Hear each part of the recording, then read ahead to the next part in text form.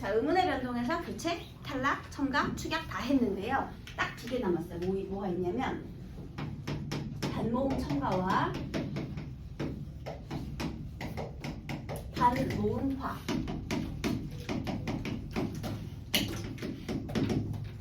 자, 이게 무슨 차이가 있느냐. 일단 국어에 반모음 두 개 있다고 했거든요.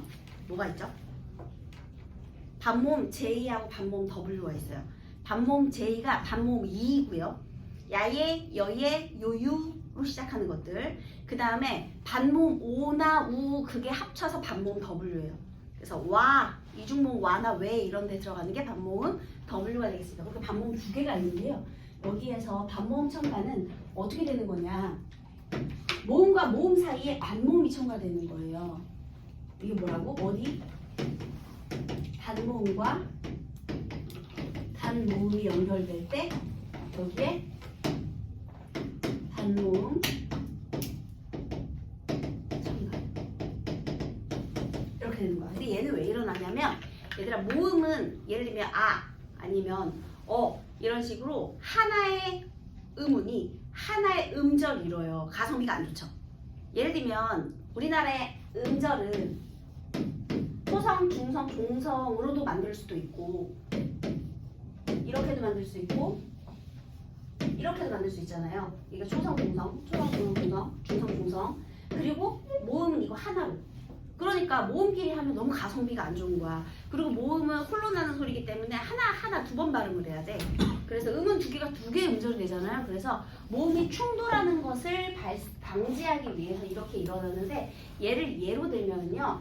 우리 한글 그러니까 표준 발음법에서 이렇게 말해요. 돼요, 피요, 이요, 아니요. 이거는요. 돼어로 발음하는 것도 돼여로 발음하는 것도 피어도 똑같이 이오로 발음하는 것도 이요로 발음하는 것도 얘도 마찬가지 아니오 아니요 둘 다 얘도 허용한다. 그러니까 원래 발음은 돼어예요. 그런데 얘를 돼어 대신 돼여로 발음하는 걸 허용한대요. 그러면 얘를 가지고 선생님이 한번 예문을 만들어 볼게요. 자, 피어를 피여로 발음하는 상황이라고 해볼게. 이거를 피여로 발음하는 거야. 자, 그러면 이 여는요 어떤 모음과 어떤 모음이 합쳐진 이중모음이지? 이거 뭐하고 뭐가 합쳐진 거야? 이하고 어를 빨리 발음하면 이어져. 여기 이 모음 뒤에서 얘는 어만 있었지. 그런데 어떻게 된 거야? 반모음 이가 첨가된 거지. 그지? 얘는 아무 때나 일어나는 게 아니라요. 우리 표준 발음법에서는 딱 요 네 가지 단어만 말을 했는데요. 조건이 있어요. 여기 이 반모음이 왜이거나 얘가 여기 봐봐. 왜지 왜. 그 다음에 여기는 이지. 이 이렇게. 그래서 왜하고 이 뒤에서 이로 발음하거나 아니 그러니까 여기도 마찬가지. 여기도 요가 됐잖아요. 왜 뒤에 이 추가된 거고 이 모음 뒤에서 이렇게 여기서 추가된 거. 그래서 여기 여기 뒤에는 어나 오가 올 때 이 어를 왜나 이 단모음 뒤에서 어를 여로 발음하고 오를 요로 발음하는 현상이에요. 이거를 다시 말하면 이렇게 되는 거야. 왜나 이 모음 뒤에서. 그래서 예를 들면은요. 봐봐라. 우리 기어간다 있잖아. 기어간다는 원래 기어인데요. 기어로 발음해도 되지만 기여로 발음하는 것도 괜찮은 거예요. 이건 괜찮은 거야. 이해됐어? 근데 안 되는 것도 있어요. 안 되는 건 뭐냐면 이 조건이 아닌 다른 것. 예를 들면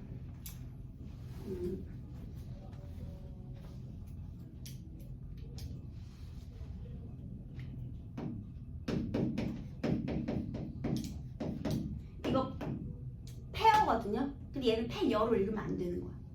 여기 해당하지 않잖아. 왜도 아니고 이도 아니잖아. 그러니까 이런 건 안 돼. 이 뒤에 있는 건 안 되는 거야. 그러니까 예를 들면 날씨가 개었다 있죠. 이게 많이 나와.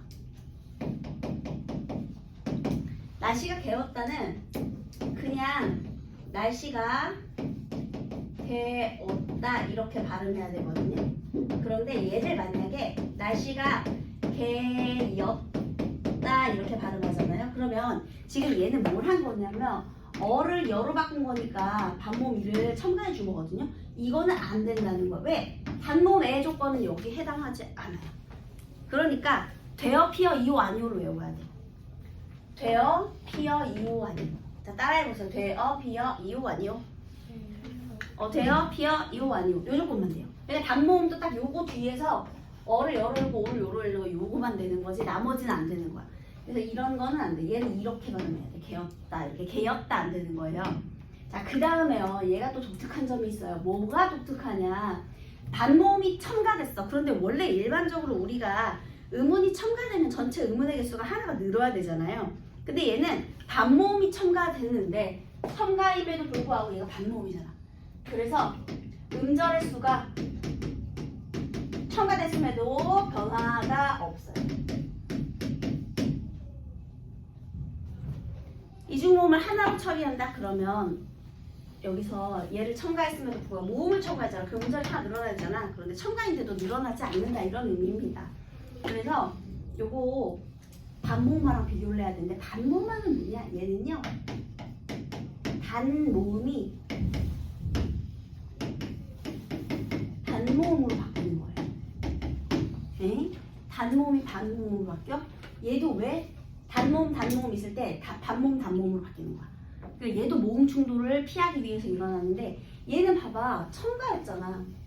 얘는 단모음이 반모음으로 바뀌는 거야. 이거 무슨 소리냐? 여기 잘 보세요. 똑같이 피어를 해볼게요. 이거를 펴로 해볼게요. 펴. 손바닥을 피다. 피어. 이렇게 됐어요. 자, 얘도 봐봐라. 이하고 어가 있었죠. 자, 그런데 여모음은 단모음 2 플러스 어 이렇게 됐지. 그러면 단모음이 단모음으로 교체된 거지. 이해되셨어요? 단모음을 단모음으로 바꾼 거야. 그러면 얘는 지금 사실은 교체나 마찬가지잖아요. 근데 얘는 어떻게 됐어? 교체는 원래 음운의 개수가 변화가 없어야 되거든요. 근데 얘는 음절 수가 하나가 줄어들고 음절의 수가 줄어듭니다. 지금 선생님이 천천히 해서 이렇게 됐는데 예를 들면 이런 거예요. 피어를 피어로 읽는 것 그리고 피어를 혀로 적는 것. 얘들아 얘는 축약된 얘 모음 축약하고도 같이 나오거든요. 왜냐면 두 개가 하나가 돼서 얘를 모음 축약으로 가끔 설명하시는 분들도 있어요. 근데 엄연히 말하면 모음 축약은 뭔지 아십니까? 하다에다가 어를 붙여 해가 돼. 하, A, B 에 완전히 새로운 C 이게 모음 축약이야 얘들아. 너네 그거 알아? 되다에다가 붙이잖아. 그치? 그러면 이거 뭐가 돼? 되지. 그치? 이거 봐라. A 플러스 B가 새로운 C가 됐지. 맞잖아. 이거 어야 어. 단모음인데 새로운 C가 됐잖아. 이런 게 얘들아 모음 축약인 거야. 근데 얘는 좀 다르잖아.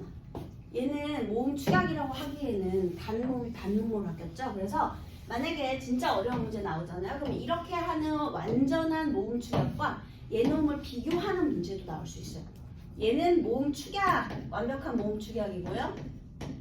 얘는 모음 축약 중에서도 단모음화.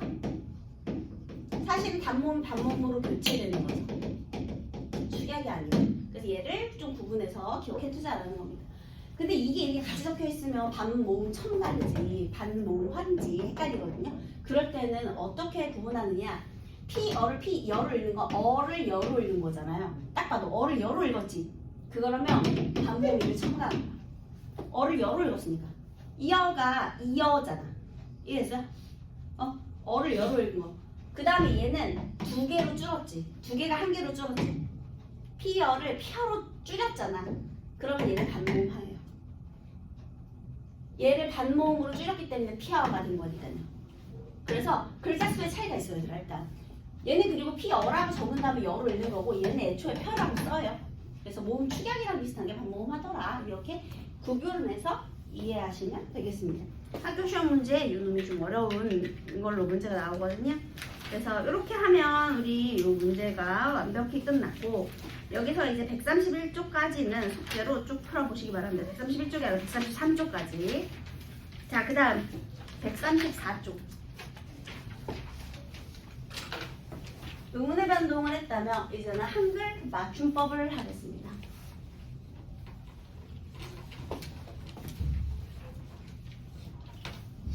의문의 변동은 써있는 걸 어떻게 발음할까? 발음할 때 차이나는 의문이었거든요. 근데 이번에는 들리는 걸 어떻게 적을까 하는 거예요. 그래서 한글 맞춤법을 공부해볼게요.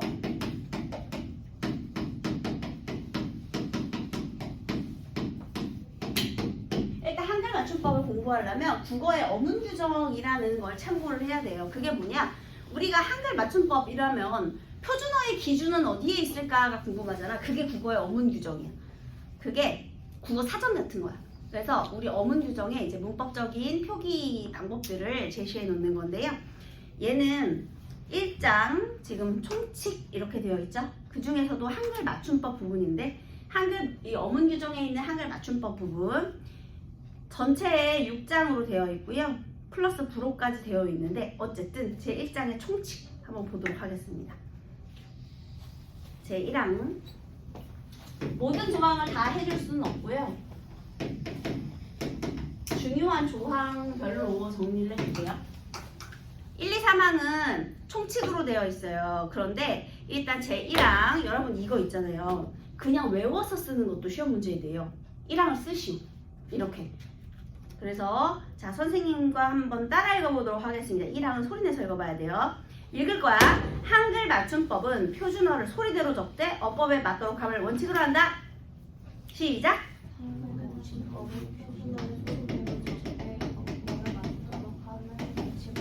표준어를 소리대로 적되 어법에 맞도록 함.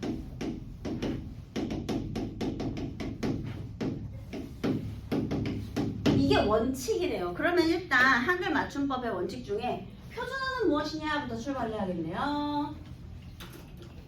혹시 부모님이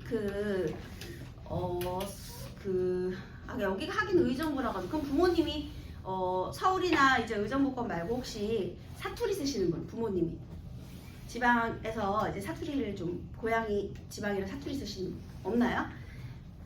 일단 표준어는요 조건이 있어요. 교양 있는 사람들이 사용하는 현대 서울말이라고 하거든요. 그래서 교양 있는 사람들이라는 말은 뭐냐? 계층적인 조건. 계층적인 조건은 교양 있는 사람들이 사용하는 말. 그 다음에 시대적인 조건. 현대. 지역적인 조건. 서울말이라고 합니다. 아니 그러면 이제 경상도나 전라도나 아니면 저기 이북이나 아니면 제주도나 강원도 사람들 충청도 사람들이 얼라리요? 그럼 우린 교양인이 아니란 것이요? 할 수 있잖아요. 그치? 왜냐면 서울말이 교양 있는 사람들 표준어? 이런 말을 하니까 그러면 사투리를 쓰는 사람은 교양이 없다는 뜻이냐? 그게 아니라요. 현대야 당연하고 왜 서울을 중심으로 했겠니? 정치, 경제, 문화의 중심지기 때문에 그렇잖아요. 그래서 말을 통일을 하기 위한 목적으로 했기 때문에 여기서 계층적 조건에서 교양인이라는 말은요 공적인 언어다 라는 말이에요. 너네 전라도에 내려가면 어따 뉴스를 시작해버릴랑게 이렇게 뉴스 하지 않겠지. 뉴스도 표준어로 진행할 거 아닙니까? 그죠? 그러니까 공적인 언어라는 거죠. 공적인 언어니까 이제 공식석상에서는 표준어를 쓰고 이제 그 사람들이 이제 사석에서는 뭐 고향말 쓰겠죠. 사투리 쓰겠죠. 사투리를 쓰다가도 공식석상에서는 표준어로 얘기하는 거랑 똑같은 거예요. 자, 그 다음 이 표준어를 적을 건데요. 소리대로 적되 어법에 맞도록 하면 원칙으로 한다. 이게 상충하는 두 가지 원칙이거든요. 먼저 소리대로 적는 원칙. 얘는 표, 음 표음주의 원칙이라고 해요. 어법에 맞는 원칙. 얘는 표의주의 원칙이라고 그래요.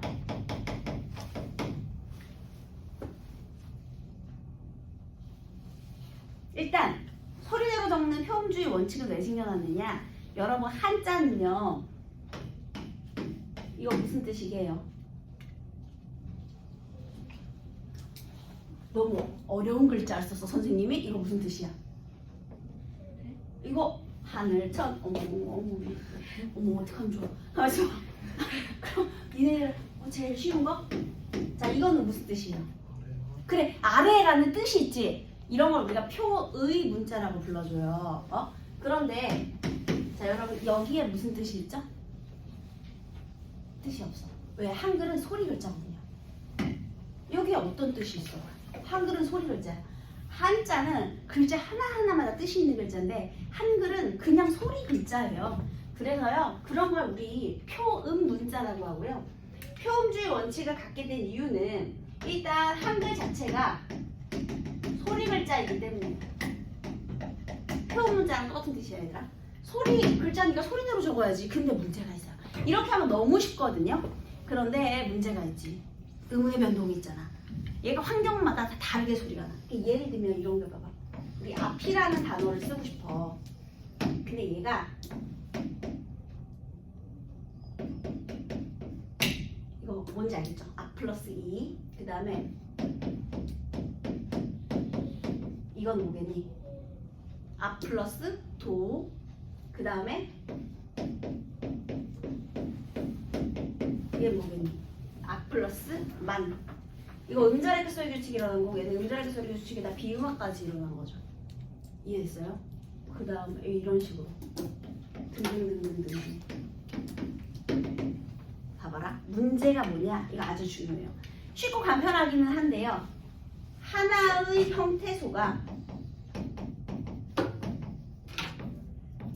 발음이 달라지기 때문에 여러 표기로 나타날 수 있어요. 형태소가 뜻을 지닌 말이잖아. 근데 하나의 형태소가 똑같은 말인데 이렇게 여러 표기로 나타날 수 있어. 헷갈리지? 이렇게 써놓으면 뜻을 유추하기가 힘들어요. 이해됐어? 그래서 표의주의 원칙을 적용하기로 했어요. 표의주의 원칙은 무슨 원칙이냐? 얘는 하나의 형태소는 하나의 표기를 원칙으로 한다. 이렇게. 그러니까 형태소를 밝혀 적는 거예요. 형태소를 밝혀 적으면 어떻게 적겠니? 앞 플러스 2, 앞 플러스 5, 앞 플러스 만. 이렇게 형태소를 다 밝혀서 적죠. 이해되셨나요? 현대국어는 이렇게도 적고 이렇게 적는 것도 있어요. 그래서 요게 일단 아주 큰 두 가지 원칙입니다. 그래서 보통은 어법에 맞게 적는데요. 소리대로 적는 원칙도 있죠. 예를 들면 이런 거 봐봐. 얘는 소리대로 적을게. 어법에 맞게 적을게. 소리대로 적었어요? 어법에 맞게 적었어요? 자, 얘 발음하면 어떻게 돼? 똑같지? 그러면 소리대로 적은 거야. 똑같잖아. 얘 그대로 딱이지. 달라진 게 없지. 그럼 소리대로 적은 거예요. 그런데 이거는 소리대로 적을게. 어법에 맞게 적을게. 봐봐. 얘는 세안도사 구분해서 적었죠. 얘는 어법에 맞게 적은 거야. 이건 어법에 맞게 적은 거고 지금 얘네들은 소리대로 적은 겁니다. 어렵지 않아요. 발음과 표기가 일치하면 소리대로 적는 거고 얘 다르잖아. 발음과 표기가. 연음한 것도 분리해서 적지 않았기 때문에 어법에 맞게 적은 겁니다. 이해됐죠? 이 어법에 맞게. 그래서 자 요런 원칙이 있는데요. 우리 이제 요거는 잘 보세요. 얘가 중요합니다. 어디서 많이 나오느냐? 선생님 두 가지 예를 들어줄 건데요.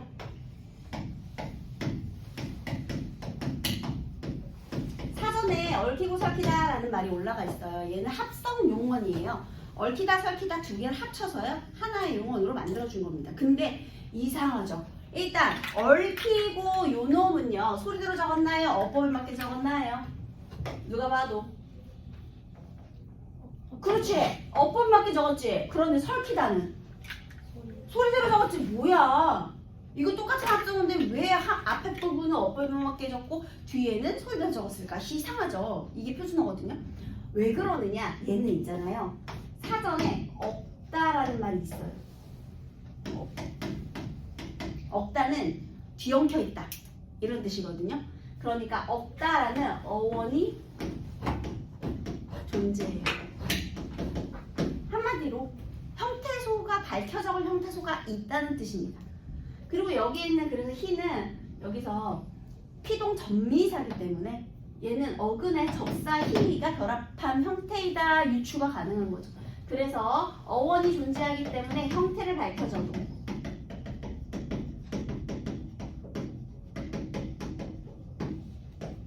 그런데 요 놈은요 사전에 이런 말이 없어요. 섞다라는 말이 없습니다. 그러면 밝혀적을 어원이 형태를 밝혀적는데 밝혀적을 형태가 없잖아. 아니 뭐가 있어야 밝혀졌지. 아니 애초에 이런 말이 사전에 없어. 아무리 찾아도 없어. 그래서 얘는 어원이 존재하지 않기 때문에 밝혀 적을 게 없어서 소리대로 적은 거예요. 형태를 밝혀 적고 싶은데 밝힐 형태가 없잖아. 이해되셨나요? 응? 밝힐 형태가 없어서 소리대로 적었다 이렇게 되고요. 그 다음 얘도 엄청 많이 나와요.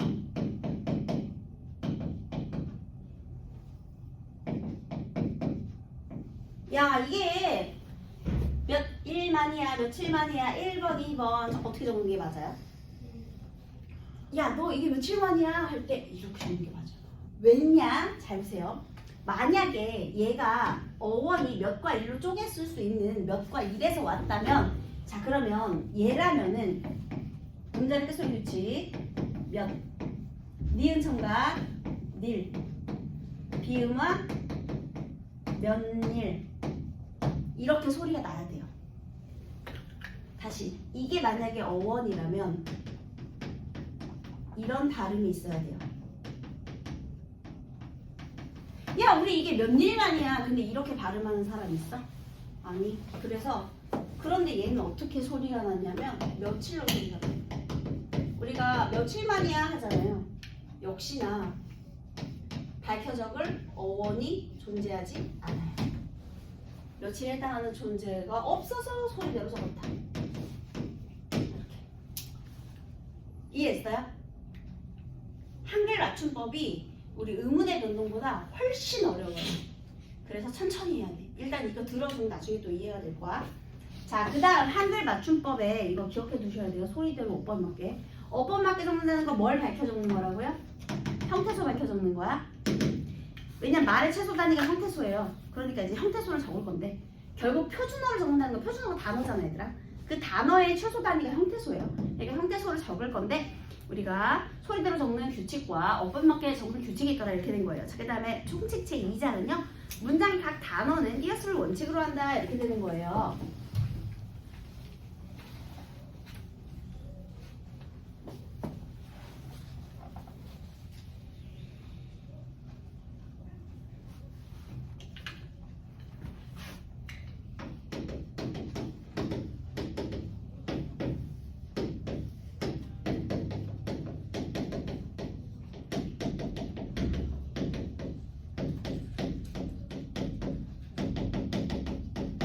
자, 문장 띄어쓰기 기준이 뭐였어요? 아, 단어였구나. 그런데요, 여기에 사실 41항 조항이 있어요. 41항 조항은요, 띄어쓰기에 관련된 조항을 좀 더 합친 건데요. 우리 어디 있냐면은 139쪽을 잠깐 볼래요? 139쪽. 정신 차려 139쪽을 조금만 넘겨보면 거기 제5장 띄어쓰기 이렇게 되어 있죠. 거기에 40이랑 같이 해야 돼.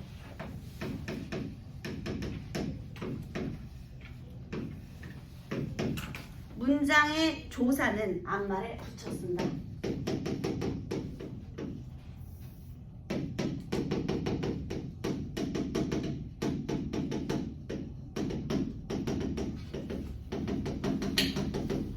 와, 단어 띄어쓰려면 얘들아 단어가 뭐냐면 여러분 우리나라 그 구품사 외운 적 있죠?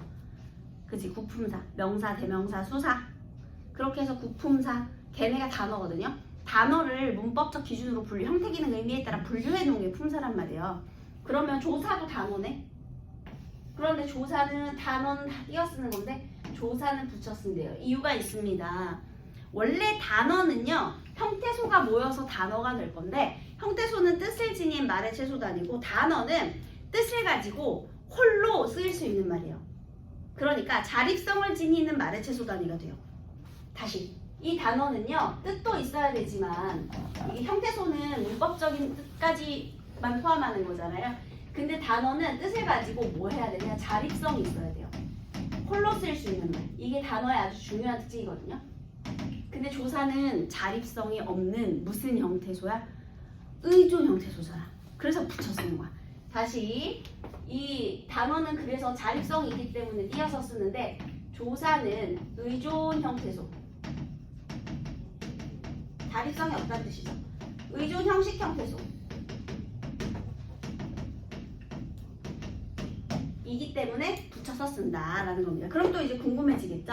아니 그런데 조사는요 왜 의존 형태소인데 단어로 분류했나요? 얘들아 체언하고 조사는 분리가 잘 돼요. 어가 노미보다 체언 조사가 분리가 잘 되죠.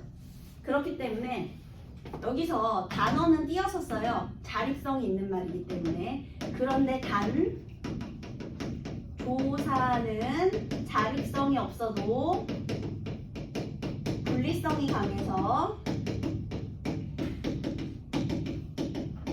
예외적으로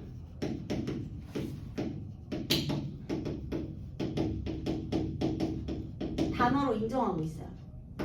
그렇지만 자립성이 없기 때문에 붙여서 쓴다 이렇게 되는 겁니다. 이해됐죠? 여러분 여기서 오늘 이 조사는 의존 형태소라서 붙여 쓴다. 얘를 꼭 외우세요.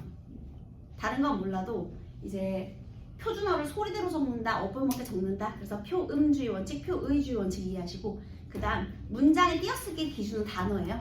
그런데 조사는 의존 형태소로 붙인다 이렇게. 요거만 외워도 충분합니다. 자, 그러면 나머지는요 의존명사, 명사니까 띄고 단위명사 띄고 그 다음에 뭐 열거할 때 띄고 뭐 이렇게 해서 다 띄어 쓰는 거예요. 조사만 붙이는 겁니다. 다시 앞으로 넘어와서요. 5항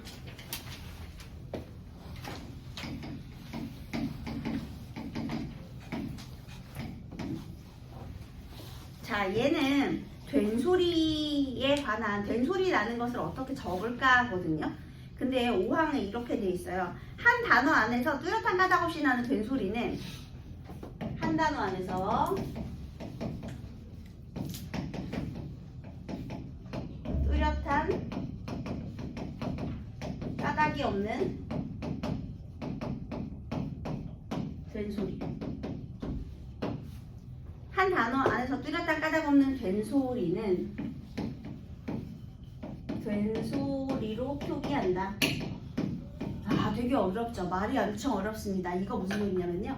기본적으로 우리말은요 예사소리 표기를 선호해요. 왜냐하면 된소리 표기는 획수가 많잖아. 기억 2번 써야 되고 디귿 2번 써야 되잖아. 귀찮아요. 그래서 엔간하면 된소리 표기하는 거 싫어합니다. 그러면 여기서 되게 중요한 조건이 있네. 첫 번째 조건은 한 단어 안에서, 두 번째 조건은 뚜렷한 까닭이 없는 된소리라는 거야. 뚜렷한 까닭이 도대체 뭐길래? 여러분 여기서 우리 음례변동에 된소리 되기를 소환해야 돼요. 그게 뭐냐면 1번 조건, 2번 조건 밑에 다만 조건 있잖아요. 기억 받침 뒤에서 나는 된소리 이렇게 되어 있죠. 이게 뭐냐면 파열음 뒤에 된소리를 말하는 것이거든요. 그럼 다시 뚜렷한 까닭이 없다라는 건 파열음이 아니다. 이건 다시 말하면 울림소리 뒤에서 나는 된소리는 된소리를 적어라 이런 뜻입니다. 얘를 다시 설명해 줄게요. 울림소리 뒤라는 것은 무엇이냐? 일단 여기에 1번 조건.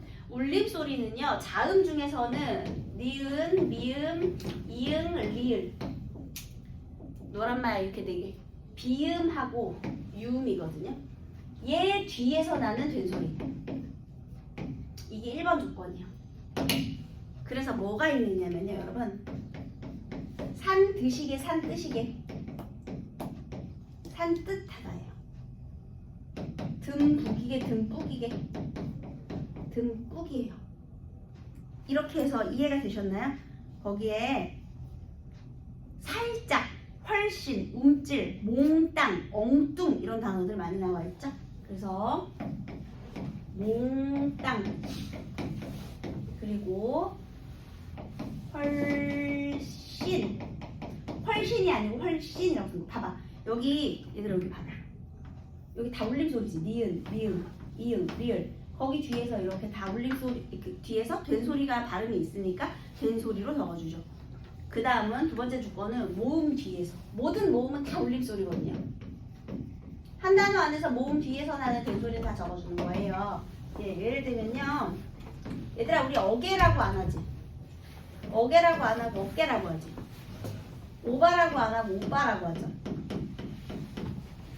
여러분 그거 아세요? 너 왜 이렇게 얼굴이 헬쓱해졌니? 그거의 올바른 표현은 헬쓱하다예요. 헬쓱이 아니고 모음 뒤니까 너 얼굴이 왜 이렇게 헬쓱하니? 이렇게 발음하지 않거든요. 왜 이렇게 헬쓱해? 헬쭉이 아니고요. 올바른 발음은 헬쓱입니다. 이런 식으로. 그래서 모음 뒤에서 나는 된소리 발음도 이렇게 적어줍니다. 여기에 근데 다만 조항이 있어요. 기역, 비읍 뒤에서 나는 된소리는 기역, 비읍 뒤에서 나는 된소리는 된소리로 적지 않습니다. 예사소리 표기.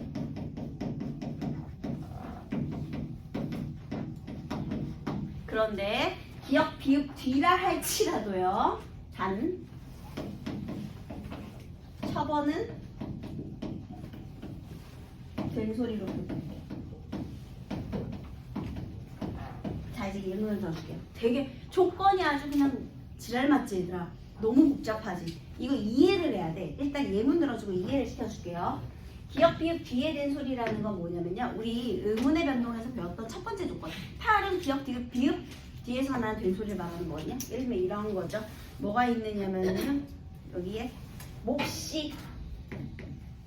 얘들아 발음은 몹시로 나더라도 몹시 발음 있지. 그런데 몹시라고 적어주죠. 그지? 그 다음에 갑작 뭐 이런 것도 있고요. 갑자기 이런 것도 있고 그 다음에 싹둑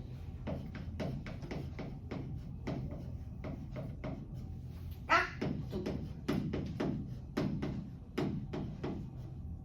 이렇게요.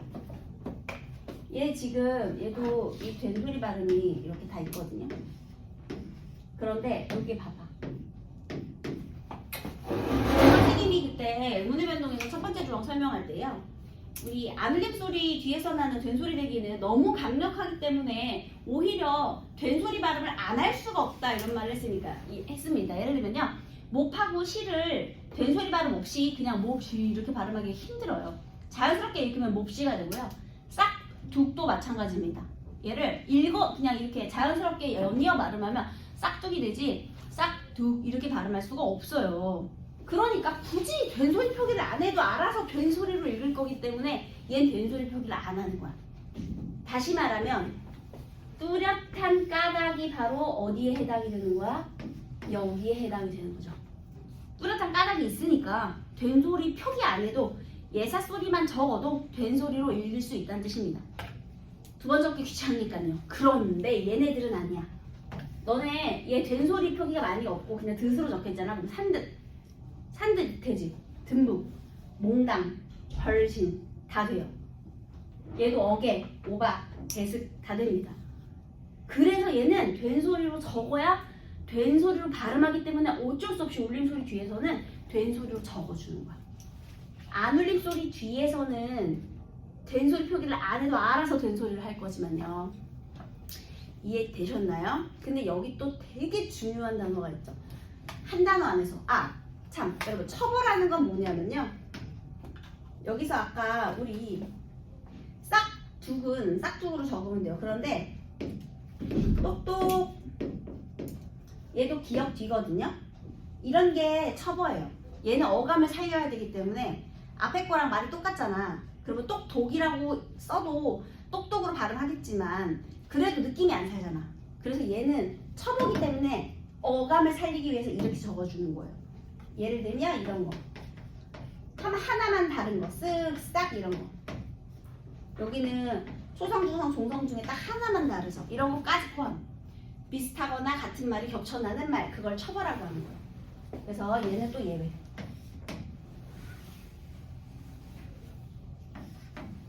얘는 느낌 살려야 되니까 여기 적는다 이런 얘기입니다. 자, 그 다음에 여기서 또 한 단어 안에서라는 말이 자꾸 걸려요. 저게 왜 그러느냐면요. 예를 들면요. 울림소리 뒤에서 나는 된소리인데요. 예를 들면 이런 거 있잖아. 얘들아 이거 울림소리 뒤지.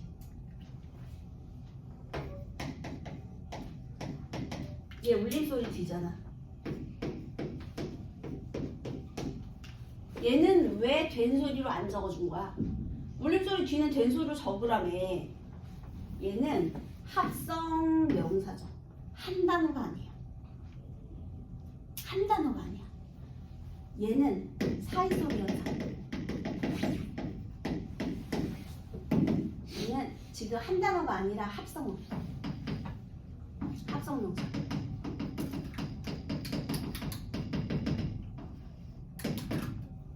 어떤 차이가 있는지 아시겠죠? 그러니까 되게 복잡해. 원래 이거 된소리 되기가 제일 어려워. 근데 원리를 조금 이해해봐야 돼요. 이 된소리 되기는 일단 원리를 이해해야 돼. 처음에 출발은 어디서 하는 거냐면 안 울림 소리 뒤에 된소리는 된소리 표기 안 하는 게 원칙이야. 강력하니까. 그러면 된소리 표기는 언제 해줘? 울림소리 뒤에서. 울림소리 뒤에서 된소리 발음이 있을 때만 해주는데 아주 중요한 조건은 한 단어 안에서만이라는 거죠. 왜냐하면 합성 명사에서 울림소리 뒤에 된소리는 사이소리 현상이니까. 그때는 이렇게 적어주니까. 그래서 일단 안 울림소리 뒤에 된소리는 된소리 안 적고 울림소리 뒤에 된소리만 된소리로 적어주는데 한 단어 안에서 울림소리 뒤에 된소리만 된소리로 적어준다. 이렇게 이해하시면 되겠습니다. 그렇게 하면 어렵지 않아요. 됐나요?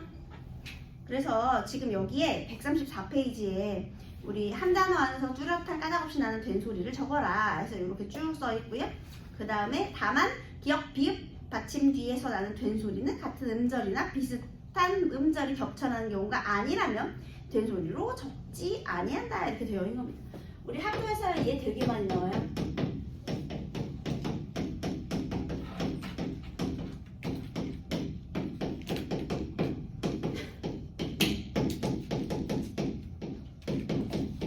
이렇게 해가지고 올바른 표기를 골라라 이렇게 하면 맨날 보던 것도 헷갈립니다. 이렇게 적어야 돼요.